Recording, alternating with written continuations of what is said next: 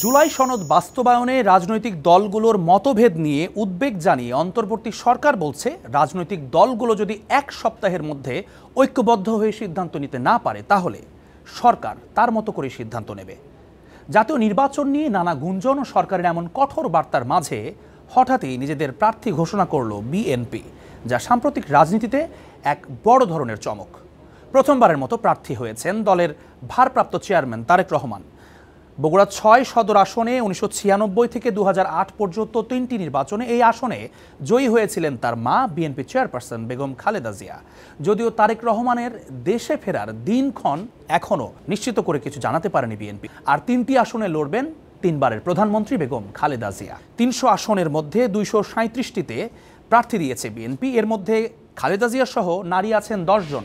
উল্লেখযোগ্যরা হলেন গুমের শিকার ব্যক্তিদের স্বজনদের সংগঠন মায়ের ডাক এর সমন্বয়ক সানজিদা ইসলাম তুলিকে ঢাকা ১৪তে, বিএনপির সাবেক মহাসচিব KM ওবায়দুর রহমানের মেয়ে ও দলটির সাংগঠনিক সম্পাদক শামা ওবায়েদকে ফরিদপুর ২-এ এবং বিএনপির সাবেক সাংগঠনিক সম্পাদক ও হাসিনার আমলে নিখোঁজ ইলিয়াস আলীর স্ত্রী তাহসিনা রুশদীকে প্রার্থী করা হয়েছে সিলেট ২ আসনে।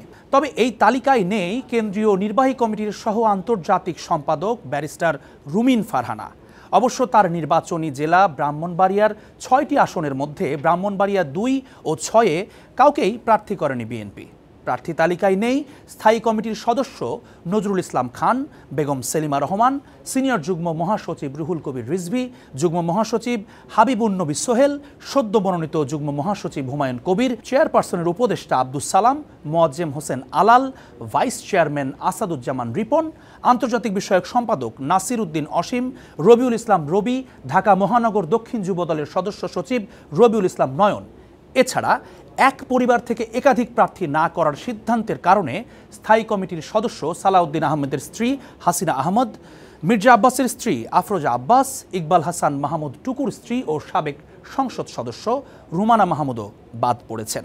শেখ হাসিনার আমলে মানবতাবিরোধী অপরাধে ফাঁসি কার্যকর হওয়া বিএনপির সাবেক স্থায়ী কমিটির সদস্য সালাউদ্দিন কাদের চৌধুরীর ছেলে হুম্মাম কাদেরকে প্রার্থী করা হয়েছে চট্টগ্রাম ৭ আসনে। নানা মন্তব্যের কারণে আলোচিত বিএনপি নেতা ফজলুর রহমান লড়বেন কিশোরগঞ্জ ৪ আসনে। জোটগতভাবে নির্বাচন নিয়ে বেশ কিছুদিন ধরেই সমমনা এবং অন্যান্য দলগুলোর সাথে আলোচনা চালিয়ে যাচ্ছে বিএনপি। ধারণা করা হচ্ছে তাদের সুযোগ করে দিতেই প্রাথমিক এই তালিকায় ৬৩ আসনে প্রার্থী দেয়নি দলটি।